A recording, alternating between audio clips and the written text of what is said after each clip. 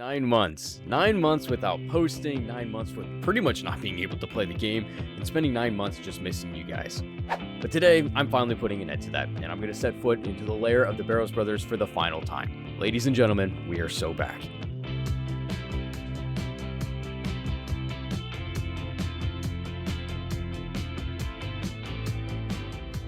Yeah, okay, so life kind of beat me down for a bit, but I think I have everything worked out, so hopefully a long break like this doesn't happen again, or at least anytime soon. Because, man, that was not fun. I only got like an hour or two to play a week, and that did not make this challenge fun at all. Especially considering I definitely got a taste of the Iron Man treatment. No one grinds out 1900 plus KC at Barrows for fun, after all. But this is the third and final video that I'm going to make on the Barrows Brothers grind. I'm done with it. I shall not leave this place until I see a green collection log, even if I have to resort to some not so favorable methods to get it done.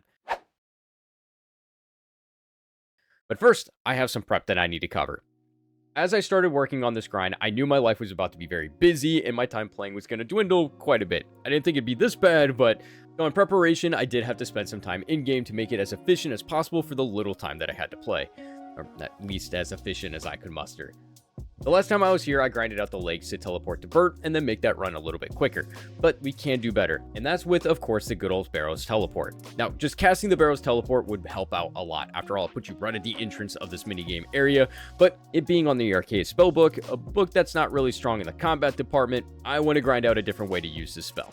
And what better way to do that than to upgrade or play our own house? A place that I've definitely neglected to spruce up in quite some time.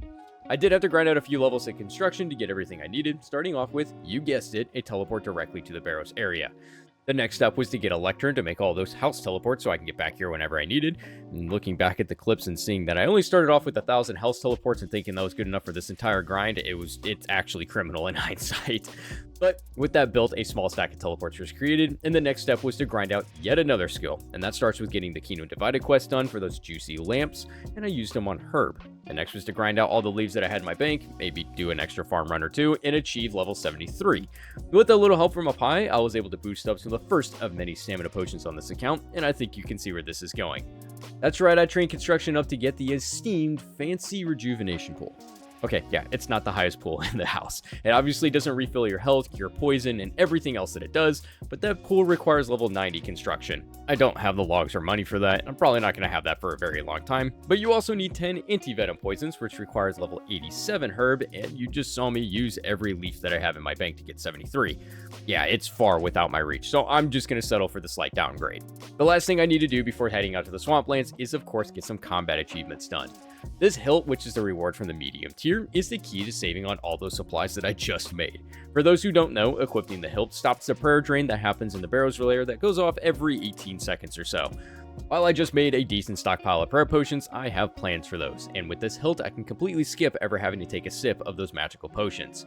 With that hilt equipped, all the preparation is done, and a really questionable setup was put on and the first run of this video was completed. Well, you need a few more, right? The inventory and what gear I'm going to be using throughout this video is going to change a lot, and this is where I'm starting out in the collection log. This is where I ended off in the last video. As I unlock more items and get back into the swing of things of like one-tick prayer flicking again, which by the way is the big way that I'm able to do all of this runs without ever using the prayer doses, the gear at Barrows has been beaten to death over the years. There's thousands of guides out there on what to use and what you have access to at what levels, and I'm not going to cover that. What I do want to talk about is why this challenge was so important to me, and that of course comes down to the items itself. After all, these items will carry you into the late game? Late mid-game? Yeah, these are the terms I'm making up today, and let me explain with a very questionable tier list. I'm just now realizing that I'm ranking the Barrows brothers in 2026. I don't know what's going on in this video. If we're talking purely just sets, not piecing stuff together and really taking into account the set effects that they have, my list looks like this. Guthans, Darok, and Verax all sit at the top, while Arams and Carols sit at A tier, and Torag sits at the bottom of the barrel in B. I don't think any set really deserves a lower ranking than B, considering the stats and uses, but I mean, you could make an argument that Torag should be a little bit lower, but either way, Guthans is up there because of that healing factor. Of course it is. Personally, I really enjoy longer AFK sessions while editing or doing something else, and Guthans just helps out with that a lot by extending trips at like God Wars 2 or DKs. Barracks is a very useful set for really tanky bosses due to it just not caring about the stats or the prayers that it's using. When the set effect goes off, you just hit right through it. And of course, we all know Darok. It's amazing in PvP situations. Some of the tasks actually require you to use this set to kill something in it. You get the idea. Each of these guys have set effects and just use cases that make them really awesome, but the set effects of the others don't help them out at all. Lowering the strength by 5, which is Aram's gimmick, doesn't do anything for me or most players. Lowering the agility by 20 for Carol's or lowering stamina for 20 by Torag's, I mean, it's the same thing. They're just not doing a whole lot in the grand scheme of things. However, if we take a look at the overall sets, and if we're able to combine these with other items, like Carol's with Blowpipe for example, this list changes drastically. It took a lot of debating, but I finally landed on Aram's without a doubt sitting at the top of the most needed Barrows items of the list. This is purely for the fact that the next upgrades to any magic setup is Virtus or Ancestral, both of which are absolute nightmares to get yourself, and I don't think I need to explain that. They're incredibly expensive, they're tedious to grind out, they're not fun sets to upgrade to. And that's it. That's the reason why this is so important, because those next sets require so much to get. Aram's is just going to be your mage gear for a very long time, and I plan to use it at TOA, Cox, and well, pretty much any other situation where mage is going to be used.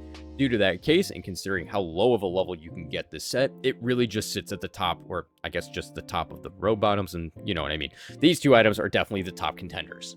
After taking home first prize, I guess the next most important setup to me is Carol's, and it's kind of for the same reason. While the coif is rather useless and the crossbow has very niche situations where you're going to use it because I guess it has a longer attack range, the top and bottom are going to be your set for a good percentage of your ranging needs until you can make the next upgrade, which in my eyes is a lot easier to get your hands on compared to the mage setup. There's also different situations where you may want to switch out your range setup depending on what you're doing. It's got some fantastic tanking options, don't get me wrong, magic defense is actually one of the best in the game, but it falls out of favor very fast if you need the bonuses of like God D'hide armor for example, or of course the famous crystal armor set which everyone is trying to upgrade to as fast as possible these days is your direct upgrade. In my head, and just looking at the stats in the game, it's way easier to get the crystal armor set than it is to upgrade to Virtus or Ancestral. Just the fact that it's just easily accessible and you can grind it out really quickly, and there's other use cases where you may want to put the Carol set into the bank for, you know, Black D'hide for example. Carol's takes a second place. Guthan's is my personal next pick, and that's purely on the healing factor. That's it.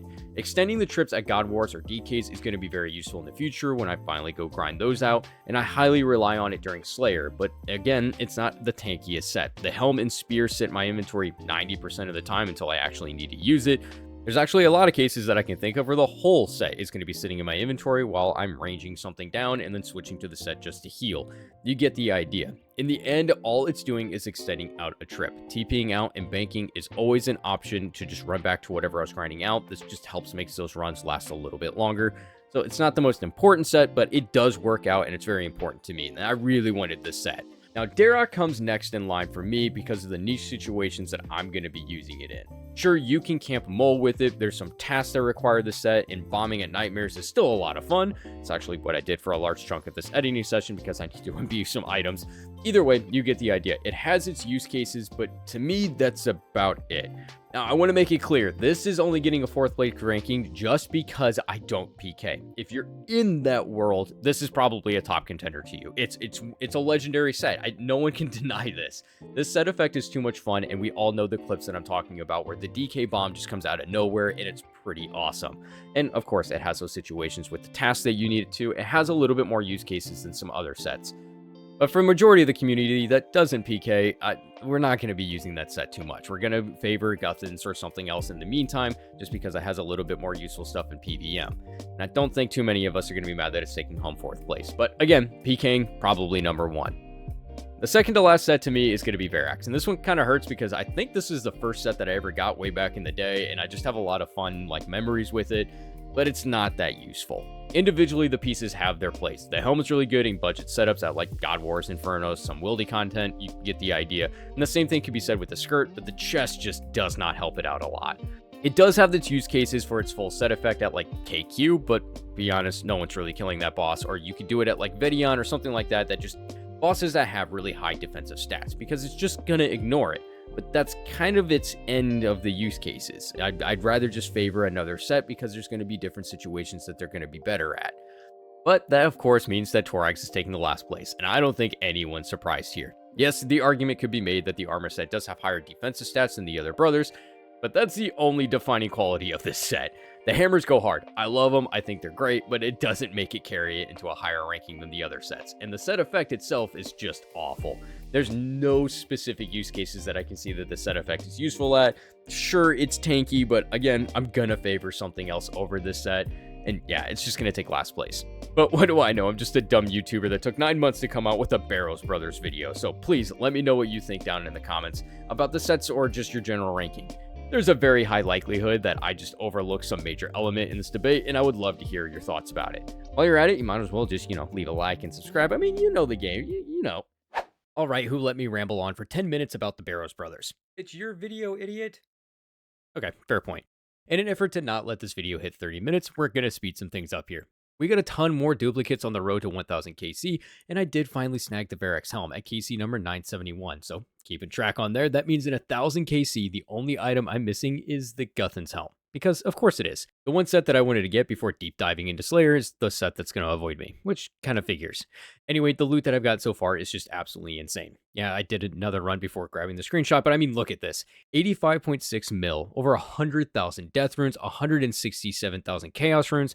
I don't know what to do with 367,000 mind runes, but going the distance here did really pay off. At least in this video, so the last 700 KC, I made sure to kill every brother and at least 3 skeletons to get all the rolls that I possibly could to maximize the base loot here. But fellas, that's just 1000 KC. We're barely halfway. We have a lot more grave robbing to do.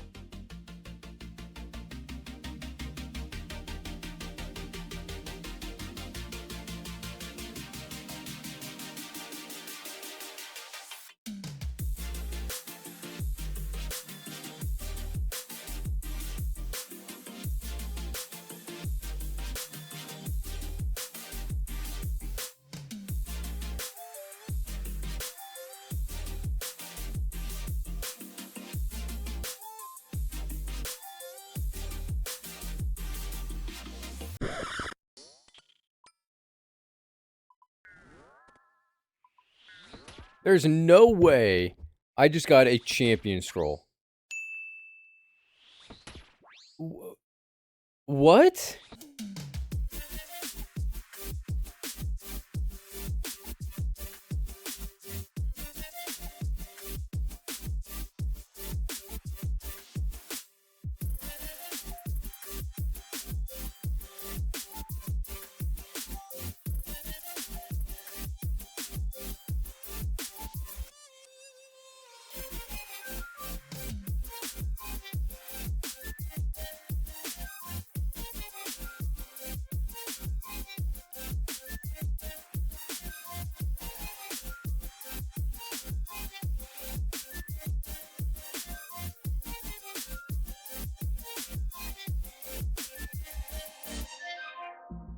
Alright, this is KC number 1700, and this was my absolute breaking point.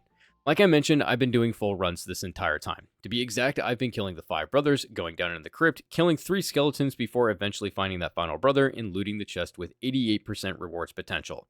I know this saying or the meta or whatever it is 2 skeletons and a bloodworm for 86, but I was losing my mind down here. 3 skeletons was way easier for my simple brain to keep track of everything, especially as I just kept getting more and more crazy down here. Either way, the point that I'm making here is it takes a while to do a run. From chest to chest, my average run took about 5 minutes to complete, assuming just good layouts and hits and all the other factors in there. And then seeing yet another duplicate after a long dry streak, it just hurts the soul, man. And for me, it was time to just change things around. There is another method, which of course skips all the duplicates, and that's just killing 1 brother before looting the final chest. Is it recommended? Yeah, we'll get to that in a second. With this run done, let's take a look at that collection log. In 1700 KC, I've seen a total of 101 uniques, which puts us a little bit higher than the expected drop rate.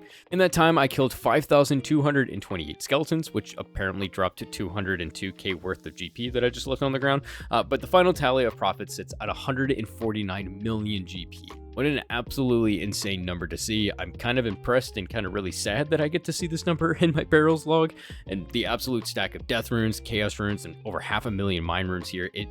It's such a cool progress and a milestone for the account, and I'm immediately going to ruin it. From here on out, I'm going to be doing that one brother only kills, and I'm going to explain myself while I play some clips in the background.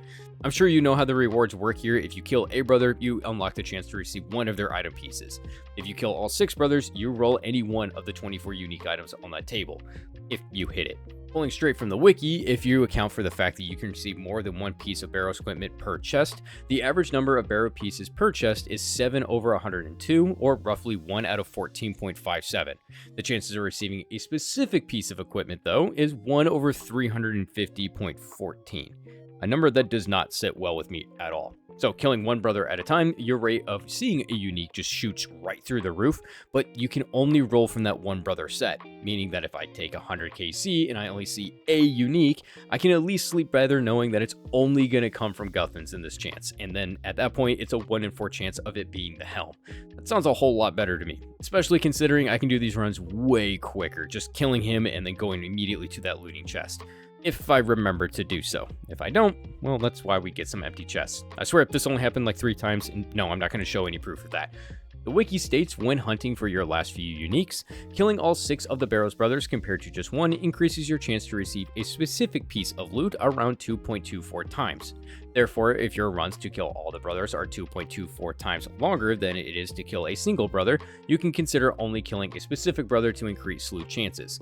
Each run so far only takes about a minute or 2, which also fluctuate on all the fun factors that I keep mentioning over and over again, but I definitely meet that threshold of going way faster. So doing faster runs and knowing that the only items I can get are Guthans, and both of those work really well in my favor for my mentality just to improve so I can push through this final part of the grind. And on KC number 1783, I saw my first piece, the Guthan's body. That quickly led into the second piece being found on KC number 1795. So 2 pieces within 100 KC. The proof is there. I can do it. It's possible. It took a while, but I saw another chain skirt on 1926. I just had to keep going until it finally happened. Yes, yes, yes. Oh my god, I got it. Oh my god, I got it. Oh my god, I'm free. I'm free. Oh my god, I'm done. I'm free. I'm free. I can do other things. The game is unlocked again. Oh, I'm done. I'm done. And that, ladies and gentlemen, that feeling of being set free after months of doing nothing but the same thing over and over again, that makes the Iron Man grind worth it. Or at least that's what I'm going to keep telling myself, because I can't think of any other circumstances where seeing a Guthan's helm is going to make me cry like this one did. The final tally for this video ends on KC number 1929, completing the Barrows brothers fully for me and ends the final loot gathered here at a clean 150 mil. I can finally say I'm never coming back to this place ever again. Ladies and gentlemen, I cannot thank you enough for watching. I know it's been a long time coming, and I don't have any plans on taking a long break like I did anytime soon. I really believe I've worked out a good schedule to get back on the grind, posting more often, and I have to keep pushing myself more and more to get the videos out, and I want to get back to my goal that I set for myself years ago of posting more consistently. I just have to get back into the swing of things. I even started the next grind, so as luck would have it, the next video should be coming out a lot sooner than I expect. Until then, let me know what you guys think of the video in the comments. I'd love hearing all the feedback from you guys, good and bad. It really does make my day hearing from everyone. Until we see each other again, I hope everyone's having a fantastic day. Good luck on your grinds and your personal goals, and I will see you again very soon. Stay inspired.